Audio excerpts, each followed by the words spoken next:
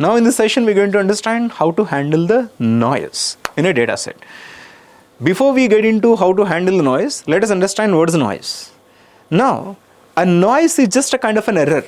For example, when you collect a data set, in the age column, there may be 132.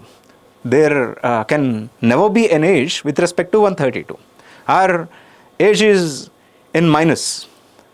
Okay, and gender is something rather than M and F, there is something called K.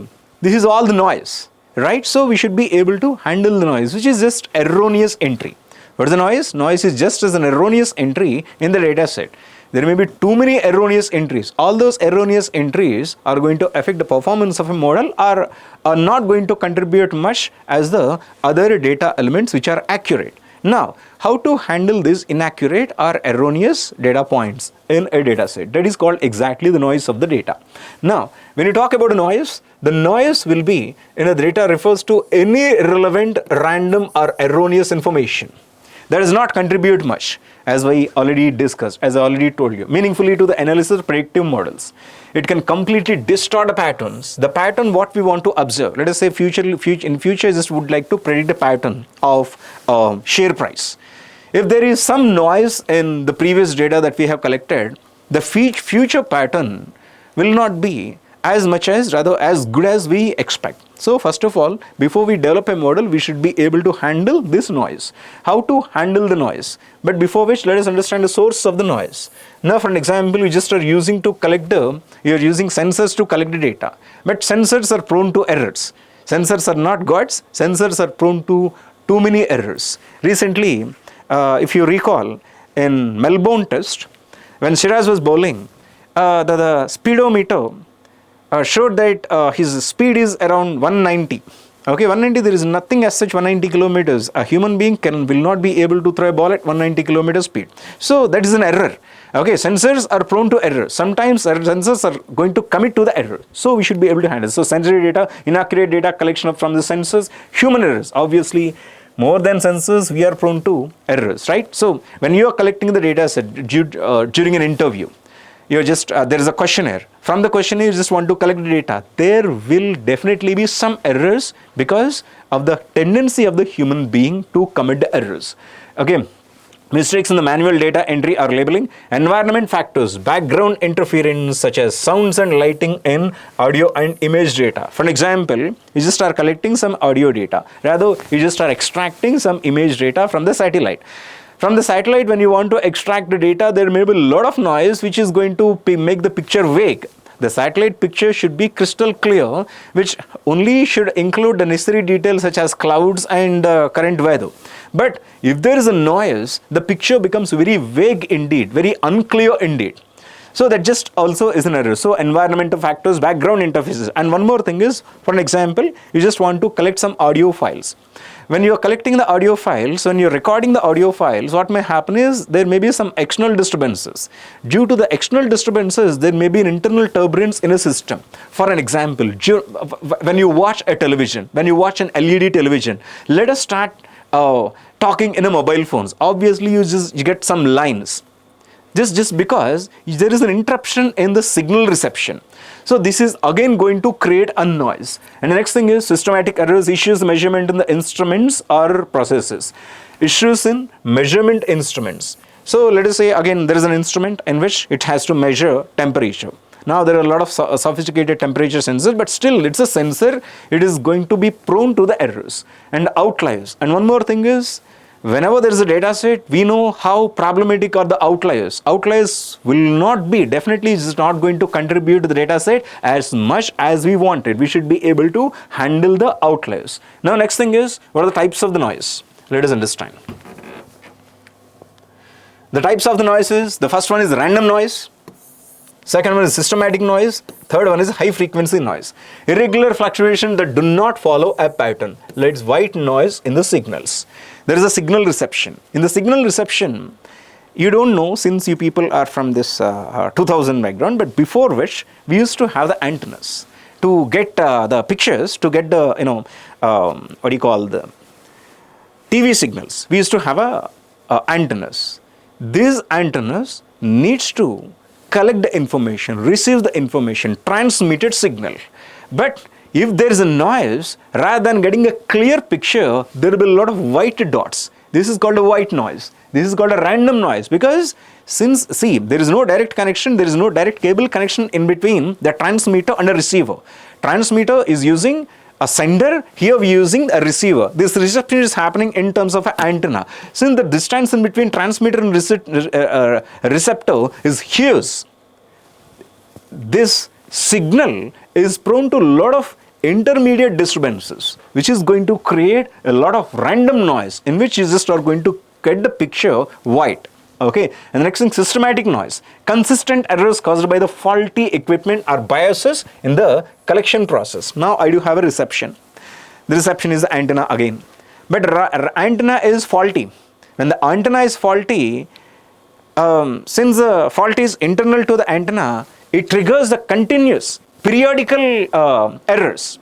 Okay, for every 10 minutes, there may be a disturbance in the picture. Again, for next 10 minutes, there will be a disturbance in the picture. That is called the systematic noise. Next thing is a high frequency noise, rapid fluctuations around a signal, common in audio and time series data. For an example, in the audio data, when you are just in the radio reception, you're just listening to some song in a radio. What may happen? So you just have to use a specific frequency. You know FM, right? In FM, every FM is going to use a specific frequency. But sometimes what may happen, there will be a distortion in the frequency, just makes the frequency goes a bit higher. At that time, see, the thing is, when it just has to be in a proper frequency. If you miss the frequency, again there will be an error. Right? So this is called the high frequency noise. Just will usually happen in the audio or time series data. How will be able to handle this? How will be able to filter and remove the noise? There will be statistical techniques such as outlier detection and removal. We already have seen some outlier detections. Through some methods we handle the outliers, right? We are going to discuss about those outlier handling in detail in the next session. And there is something called a smoothing methods. There is a smoothing method. The total data, will be smoothened. How to smoothen the data? I'm going to explain you by a simple example. Now, there is something called a moving average. What is the moving average? The moving average is going to replace each value with the average of the neighboring points. I will explain you by a simple example. What is the moving average? Okay. Directly I'll explain, cutting all the unnecessary stuff. Now, I do have the data. The data is 3, 5, 8, 10, 12, 15. Now, I don't know how many are correct, how many are erroneous. Okay, maybe 3 erroneous, 10 erroneous or 15 erroneous. Right after which there may be some correct data points. So what we will do is, I will take a sliding window. What is sliding window? The sliding window, let us say, is 3. So I'll take the average of 3 points in a sliding window manner, and then I'm going to substitute the values in this data set.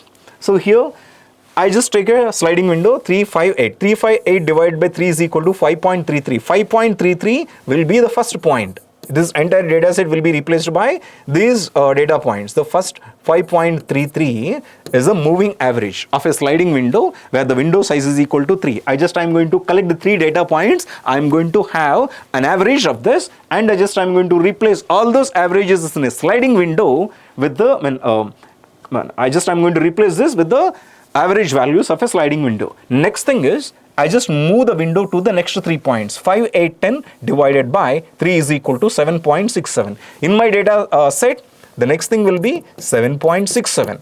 Again, in the data set, next this window will be moved to 8, 9, 10. 8, 9, 12. 8, 9, 12 divided by 3 is equal to 10. The next will be 10, and 10, 12, 15 by 3 is equal to 12.33. 12.33 will be the final, the value.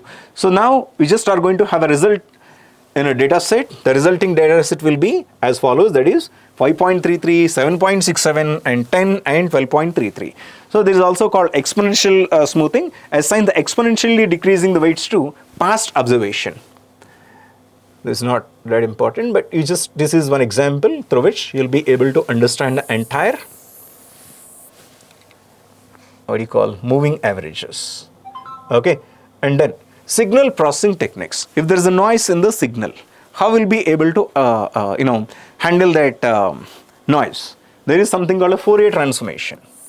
In the transformation, for transform the signal into the frequency domain to identify and remove the high frequency noise. There are some high frequencies for which we just are going to use the Fourier transformation. We just are going to transform the signal to the frequency domain. We are going to transfer the entire signal to the actual frequency domain of the transmission of the signal, and then we'll be able to identify the high frequency noise. And next thing is a low pass filter.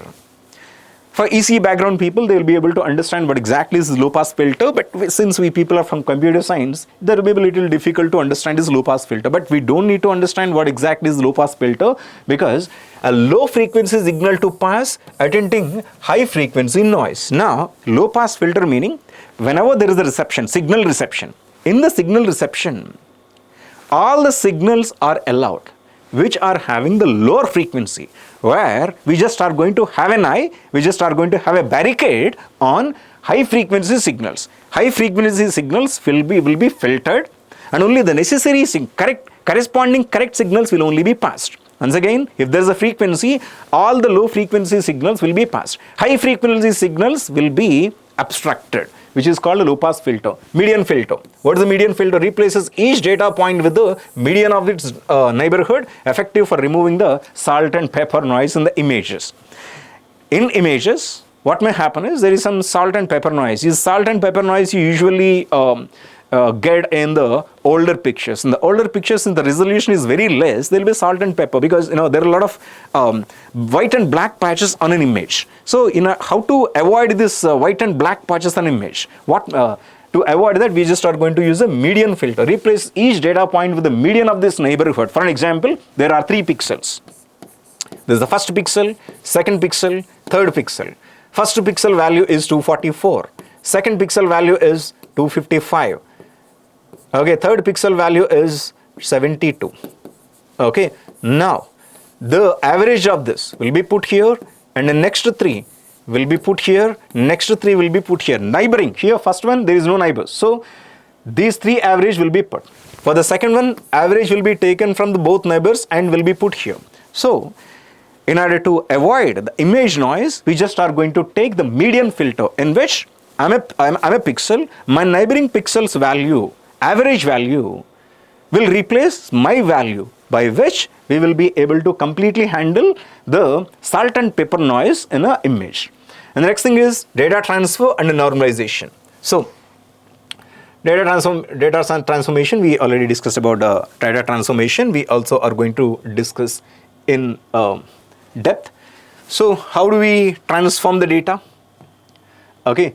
Use logarithmic power transformations to reduce the impact of the noise in a skewed distributions. We know what is a skewed distribution. For that, in order to handle skewed distribution, we're going to use it. We will logarithmic or power transformations. Okay, and we are also going to use some machine learning and AI based filtering, in which there are a lot of options to handle the noise. The first one is the autoencoder. Autoencoder are the models by using which we'll completely be able to handle the data. PCA, we discussed noise models, trained supervised models. So there are some trained models will be able to identify the models. Okay, and the next thing we're going to discuss in the next session. Thank you.